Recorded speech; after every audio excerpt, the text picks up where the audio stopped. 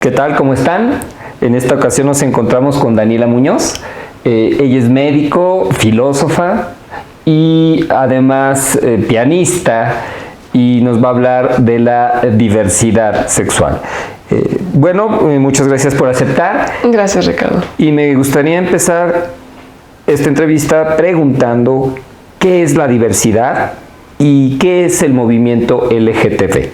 Bueno, diversidad y LGBT, yo diría primero que la diversidad es el cuidado, la intención del LGBT.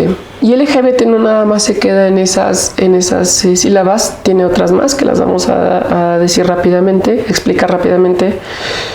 Las sílabas completas es LGBT, TTIQ. LGB hablan de tu preferencia sexual, qué es lo que te gusta. Si eres lesbiana, si eres gay, homosexual, o si eres bisexual. No hablan de cómo te sientes tú como persona. Para eso son las siguientes 4 letras, que es TTTI, que habla sobre el transvesti, sobre el transgénero, sobre el transexual y sobre el intersexual. El transvesti es simplemente una persona que gusta, independientemente del género que tenga de base o con el que se sienta, una persona que gusta de utilizar las vestimentas del género contrario y además tener o llevar los roles generalmente del género con el que se visten. Muchas de las veces también, según dicta la literatura psiquiátrica y psicológica, que los transvestis estilan a cambiar de vestimenta de género para seguir excitación. Eso ya es muy independiente, pero generalmente es también para llevar un rol, nada más el rol. Transgénero y transexual tienden a confundirse un poco. Si bien la diferencia es sutil, por así decirlo, es muy importante, más que nada para ellos, para esas personas. Por lo siguiente, tanto el transgénero como el transexual, ambos tienden a llevar el reemplazo hormonal. Incluso tanto el transgénero como el transexual tienden a, por ejemplo, en una mujer transgénero o en una mujer transexual, tienden a llegar a implantarse mamas. Sin embargo, la diferencia radica en que el transgénero no hace el cambio de genitales y el transexual sí. El transexual, por ejemplo, repito, la mujer transexual sí llega a hacer el cambio de sexo, a tener vagina. Y el transgénero no necesariamente. Esa es la pequeña gran diferencia. Y el intersexual es una persona que no se siente ni mujer ni hombre, sino se siente literalmente en un inter. Y gusta que se le reconozca como inter y que los pronombres eviten de ser de mujer o de hombre. Entonces el intersexual es un inter como tal. El queer, la intención del queer es bien interesante porque nace con el fin de evitar las etiquetas, de lo que te gusta, hablando del LGB, eliminar las etiquetas de qué te sientes o cómo te sientes, hablando del TTTI. Y bueno, esto explica porque, por ejemplo, si a mí me gusta A, no me tienen por qué etiquetar con A, o que se me identifique con A. Porque la mayoría de las veces una etiqueta sirve para denostar o menoscabar o subsumir a un alguien.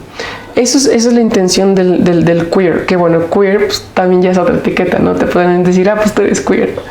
Pero bueno, la intención es esa, eliminar las etiquetas y ver al humano, a la persona como persona y no como un gusto o no como un genital. Eso es la intención del LGBTI. Y eso a grandes rasgos es el movimiento, por así decirlo, si se le puede decir, el movimiento de LGBTTIQ. Se me ocurrió ahorita una cuestión. ¿Podríamos entender que la heterosexualidad también es parte de la diversidad? Sí, desde luego. Aquí voy a meter a un pequeño pensador médico, psiquiatra, psicólogo. a Freud. Casi todos conocen a Freud. Y él muy bien en sus estudios, bueno, tanto Freud como el doctor Kinsey decían que la heterosexualidad completa, pura, no existe, es una falacia.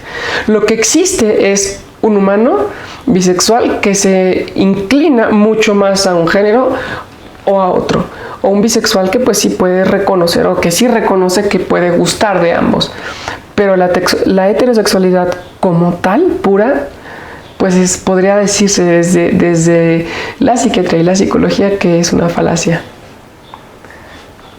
¿Cuál es el origen biológico y social de la diversidad? Híjole, pues ahí sí está. Yo creo, Ricardo, que es una pregunta como para un semestre de clases, ¿no? Pero bueno, el origen biológico y psicológico. Bueno, el origen biológico hay muchísimas teorías. Hay muchísimas teorías para con esto. Primero, puntualizando en un ejemplo, se sabe que muchas de las especies, dependiendo de la N de ejemplares que haya en esa especie, si supera un umbral de, digamos, machos o hembras, las preferencias de cierto número de ejemplares empiezan a cambiar. Un ejemplo es un tipo de víbora, no me acuerdo de qué especie de víbora es, pero lleva este mismo ejemplo. Si supera la N de ejemplares de un mismo sexo, evidentemente con fines de preservación de la especie, empieza a cambiar la preferencia. Y no nada más este tipo de víboras, que discúlpenme que no me acuerdo cuál es el tipo de víbora, pero vemos ejemplos en toda la naturaleza de diversidad, tanto de gustos como de roles, de identidad.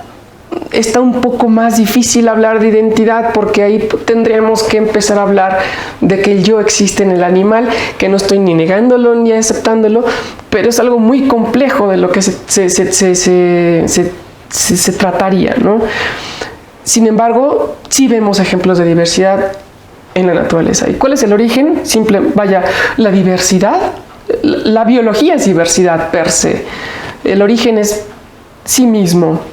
O sea, es autotélica la diversidad en la biología. Entonces, yo creo que hablar de biología es hablar ya per se de diversidad.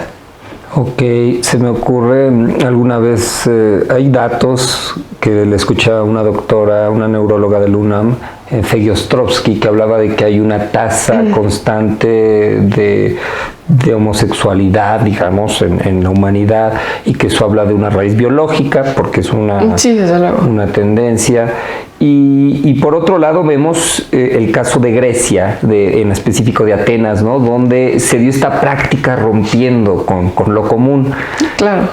¿Qué tanto lo social impacta en esto? Muchísimo. El origen social de esto, pues depende de qué religión lo queramos ver o de qué cultura, porque en los mexicas, en los indios navajo, por ejemplo, y en muchas otras culturas, por ejemplo, como yo me identifico, ser ambos, que hago un paréntesis, no me identifico ni como queer ni como intersexual, sino como una persona que es y que puede gustar de ser y de gustar lo que quiera gustar. No sé si me estoy explicando. Más o menos. Es simplemente vivirte en completitud, y si quieres ser A o B cuando quieras hacerlo. Pero bueno, hablando de la diversidad en cuanto a esto, estas culturas que ya mencioné veían esto incluso como un algo positivo que le pasaba a una persona. Ser, ya puntualizando, ser por ejemplo transgénero o transexual, que evidentemente no lo catalogaban así antes estas culturas, pero ser esta dualidad, por así decirlo, era visto como una suerte de bendición, por así decirlo, por sus dioses. Era visto como algo muy positivo. Evidentemente todo lo negativo, lo peyorativo hacia esta diversidad se vio, espero no ofender a nadie que sea católico, ni cristiano, ni abrámico, se dio a partir de estas religiones, en el cual estaba muy mal visto que tú siendo hombre, por ejemplo, gustaras de un hombre, tú siendo mujer gustaras de una mujer. Caso contrario a lo que ya habías comentado los griegos. Por ejemplo, el simposio, lo que antes era el simposio SIM, de unión, posesios de tomar, perdón, se unían a tomar y a filosofar, a pensar. Evidentemente lo hacían en lugares muy interesantes que eran como tipo saunas gigantescos, muy cómodos, pero generalmente eran hombres, no porque fuera una cultura machista, sino porque se estilaba que simplemente por roles, repito, no de etiqueta, sino que así se llevaba en ese momento. Eran hombres los que se juntaban, todos evidentemente en una suerte de balneario gigantesco, de sauna gigantesco, a pensar, a tomar, y evidentemente terminaban muchas de las veces en orgías entre hombres. Y no era nada mal visto porque esto se sabía abiertamente en la sociedad. Implica, ¿qué tiene que ver la pregunta? ¿Qué tiene que ver o de dónde nace la sociedad, la diversidad en la sociedad? Repito, depende de la cultura en la que se le esté tratando o contextualizando, exacto. En la antigua Grecia, repito, era muy bien visto. Ya puntualizando, en las religiones abrámicas, pues muy mal visto, y en otras culturas, por ejemplo, como en la mexica, no era nada mal visto. Entonces, su connotación depende de desde qué cultura le estemos calificando. Partiendo de esto y viendo que la sociedad, las leyes asumen una postura ante la diversidad, surge la pregunta de qué tipos de derechos se les han negado o se le ha negado a esta comunidad y cómo se han defendido recientemente. Claro, es una pregunta maravillosa porque en un principio se les negaba incluso el derecho a la vida. Tú eras parte de la diversidad en una cultura occidentalizada y te negaban vivir, por tanto se entiende que te mataban. Y más que nada los transgénero y los transexuales se les han negado muchísimos más derechos que, por ejemplo, a los homosexuales. Y vamos más o menos en el mismo camino que, por ejemplo, las mujeres. Las mujeres hasta hace relativamente muy poco podían votar aquí en México. Lo mismo sucedía con los transgéneros y transexuales hasta hace unos pocos años, no más de 10 años, 8 años, me estoy yendo muy lejos. Ahora ya pueden votar, y a colación de esta pregunta, varias activistas, cuyo nombre no recuerdo, han logrado que tú, siendo transgénero o siendo transexual, tú puedes ir a votar viéndote como te veas, y aunque tu credencial diga que eres otro género, no te pueden decir absolutamente nada y te deben dejar votar. Esto salió a que en las votaciones pasadas, del sexenio pasado, muchas personas transgénero y transexuales iban a votar como ellas se sentían, y evidentemente enseñaban una credencial con un género pues al que no se veía, y les negaban el voto. Eso era algo pues execrable. Entonces ya lograron que tú puedes ir a votar viéndote como te veas, y tu credencial puede decir el género que sea, y te van a dejar votar, y no te pueden decir que no. Si la pregunta es ¿qué derechos se nos han negado? Todos. ¿Qué derechos se nos han ido otorgando en igualdad a la heteronormatividad? Pues bastantes. El derecho, algo bien importante, que aquí en la Ciudad de México, nada más en la Ciudad de México, tú ya puedes ir a cualquier registro civil a cambiar tu género, fíjate, a cambiar tu género y a cambiar tu nombre sin tener ninguna cirugía, sin tener ningún tratamiento hormonal ni nada. O sea, de hecho, tú puedes decir, pongamos un ejemplo en concreto, tú te puedes ver como hombre y puedes haber nacido como hombre y decir al registro civil, quiero que se me ponga un nombre femenino y género femenino, y no tienes que tener de por medio ningún tratamiento hormonal, ni psicológico, ni psiquiátrico, ni quirúrgico. Es un logro increíble. Entonces tú ya puedes, ante la ley, ser el género y la persona que seas, y te puedes ver como tú te quieras ver, nada más aquí en la Ciudad de México. Pero yo creo que una pregunta también interesante es ¿qué derechos se nos han ido otorgando? Muchos. Aquí en la Ciudad de México, repito. Matrimonio, adopción. Exacto, matrimonio, adopción, todo esto. Muchos se nos han ido otorgando derechos que teníamos, que ya eran de nosotros, pero se nos han ido quitando por, vaya, una cuestión muy interesante de fobias que hay contra muchos temas sexuales. Pero vamos por muy buen camino, falta mucho, pero vamos por muy buen camino. A lo mejor esta pregunta suena a chiste, pero es bastante en serio. ¿Qué pasa cuando Daniela quiere ir al baño público? Qué interesante. Bueno, si soy Daniela, pues soy Daniela en totalidad, ¿no? Voy al baño público de mujeres, o voy al baño, si estoy en el trabajo, voy al baño de las mujeres. Y pues bueno, todo como mujer. Si soy Daniel, voy al baño de los hombres y todo como Daniel. Pero eso es lo que sucede. Sí, muchas veces vas a tener miradas un poco un poco juiciosas, pero yo cuando soy Daniela, en la pregunta que estás haciendo, si soy Daniela, me manejo como Daniela y me llevo como Daniela en todo aspecto y en todo ámbito.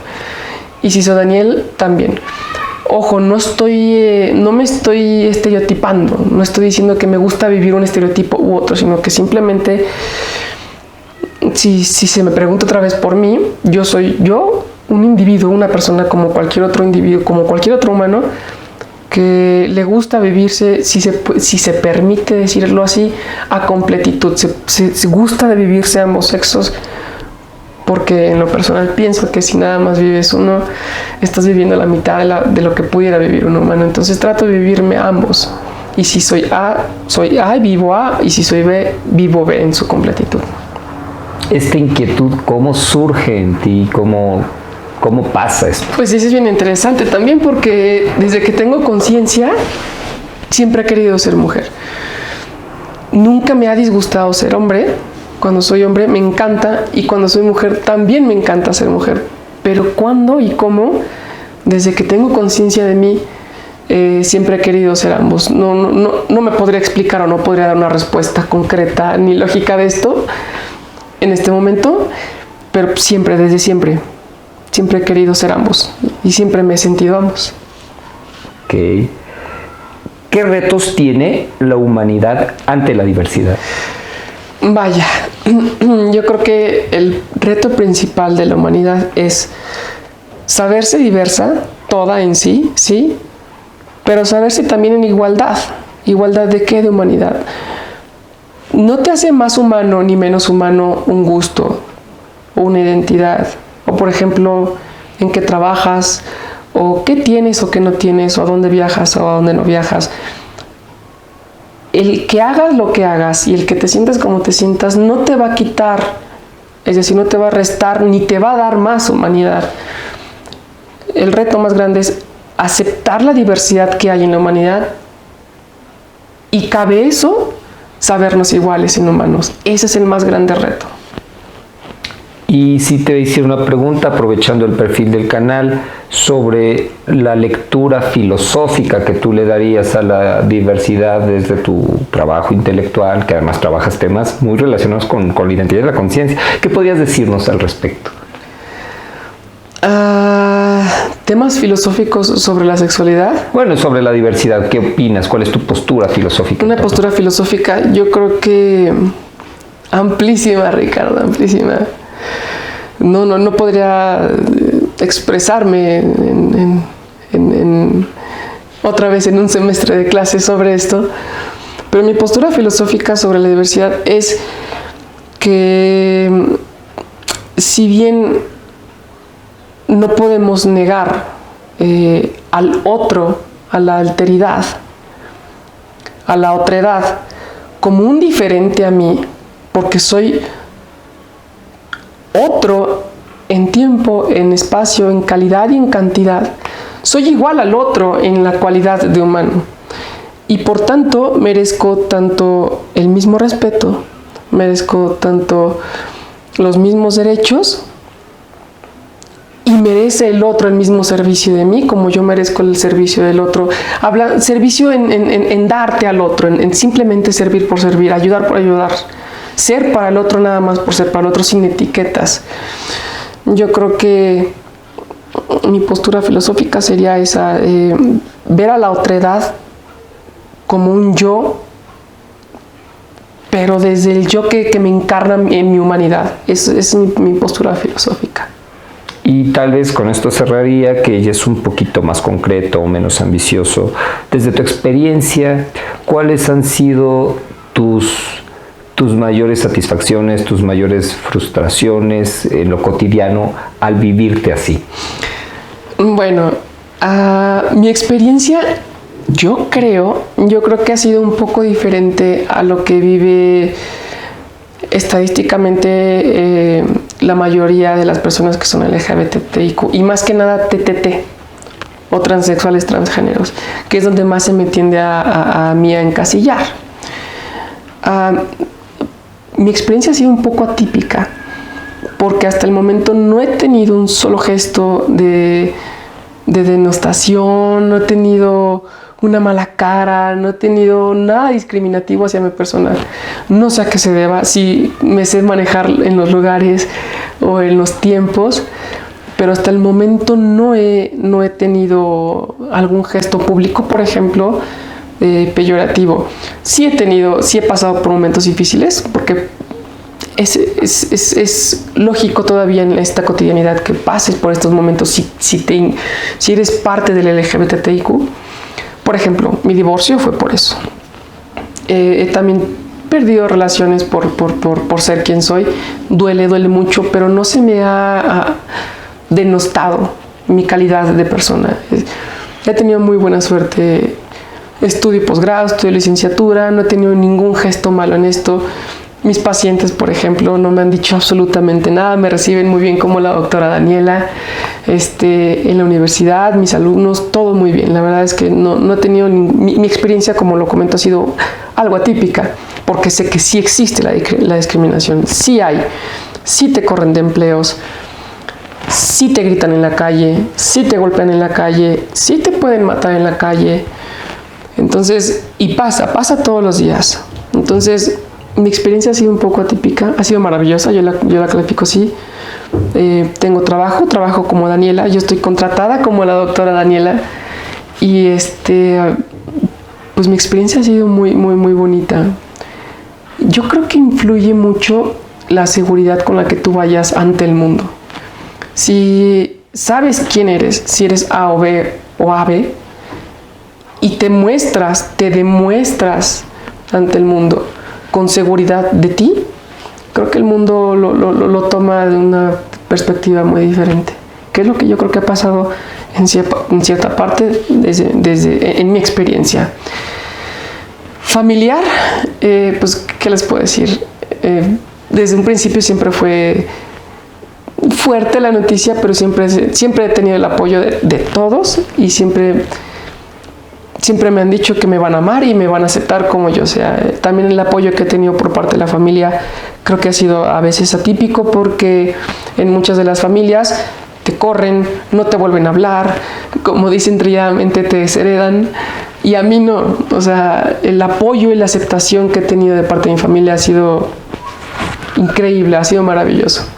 Por eso mi testimonio es un poco atípico, pero maravilloso. Sí se puede, o sea, más allá de decir que es atípico, es decirles que sí puedes vivir feliz siendo tú. No tienes que encasillarte a voy a vivir negada ante la sociedad, o negada de la sociedad, o voy a vivir con maltratos. No, sí se puede vivir bien, y puedes vivir feliz, y puedes salir adelante, desde luego que sí.